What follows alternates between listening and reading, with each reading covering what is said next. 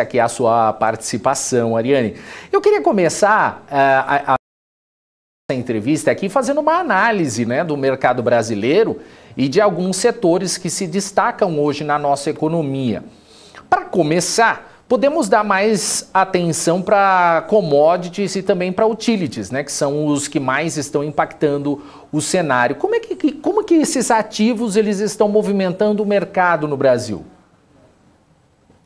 Quanto mais a gente tem essa extensão da crise geopolítica entre Rússia e Ucrânia, mais as commodities, sejam elas tanto agrícolas quanto petróleo, minério de ferro, enfim, ganha protagonismo no mercado, né? Cada dia que passa, a gente começa o dia muito otimista com uma possível negociação e a gente acaba terminando o dia ainda com essa extensão sem resolução nenhuma entre essas duas potências, né? Então, o mercado sempre acorda muito otimista e no final do dia acaba tendo que colocar na conta mais preços para os setores de commodities. Acho que a principal força motriz que a gente tem para esses preços atualmente são os conflitos, né? O conflito entre Rússia e Ucrânia.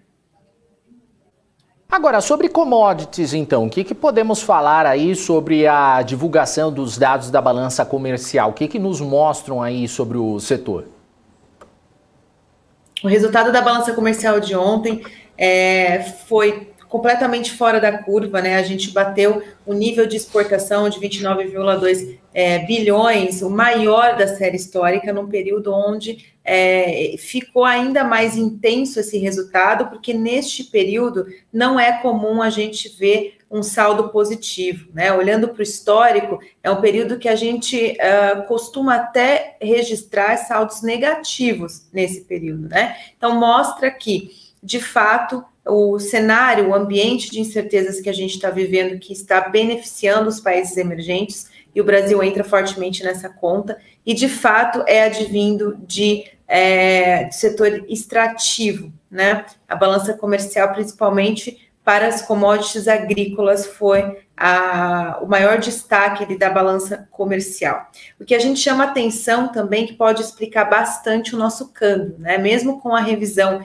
do fluxo estrangeiro, que saiu de 90 bi para 64 bi, que ainda é muito expressivo, né, esse fluxo financeiro, a gente tem essa somatória com o fluxo comercial, que é a mais bela foto, digamos assim, do nosso país, que é o cenário externo, né, ou seja, as relações internacionais ali, que se esse valor for repatriado, né, da nossa balança comercial, a gente pode ter o dólar em patamares mais baixos por um período mais longo do que a gente estava prevendo. Ou seja, aquela perguntinha do milhão, até quando o dólar pode se manter em baixa, se a gente continuar tendo saldos tão positivos assim na balança comercial, somados ao fluxo estrangeiro aqui dentro do país, a gente pode ver esse câmbio favorecido por mais tempo. Claro que isso não descarta o risco do segundo semestre, que a gente tem que contar do risco de um período eleitoral, obviamente.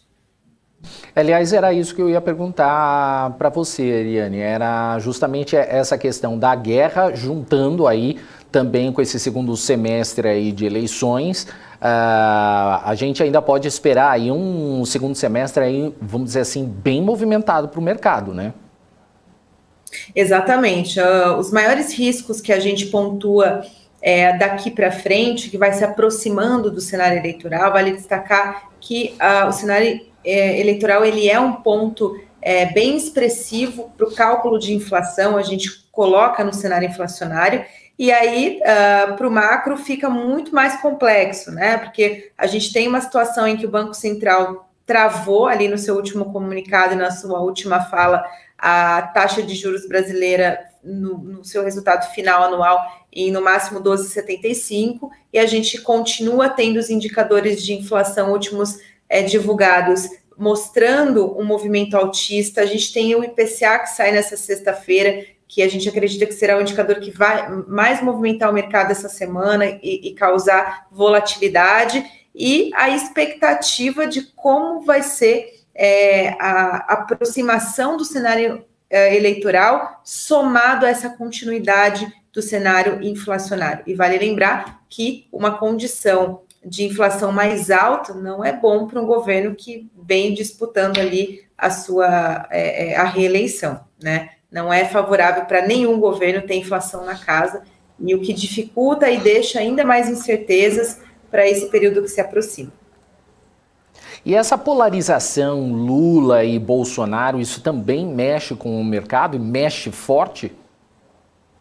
Sim, com certeza mexe, né? Hoje a gente tem uma leitura aqui na casa de que quando a gente olha para o investidor estrangeiro, que hoje é a grande preocupação, porque segura muito o nosso mercado aqui dentro, o fluxo estrangeiro, como a gente viu, falei aqui no início sobre essa revisão da B3, que mesmo revisado ainda permanece em níveis históricos de fluxo de entrada. Hoje a gente tem a bolsa um pouco mais cautelosa ali, o fluxo diminuindo um pouco, uma rotatividade de setores, de posições de investidores, mas o que a gente vê em relação às eleições brasileiras no cenário internacional é que o Lula ele tem uma aceitação maior por lá, tá, do que o atual presidente, né? Mas isso já mostra-se um pouco diferente quando a gente fala com investidores brasileiros, né? Então, a opinião, como você falou, muito polarizada, né? Há uma divisão, a terceira via ainda com os números muito fracos, então não tem nenhum tipo de protagonismo para a inversão de cenário,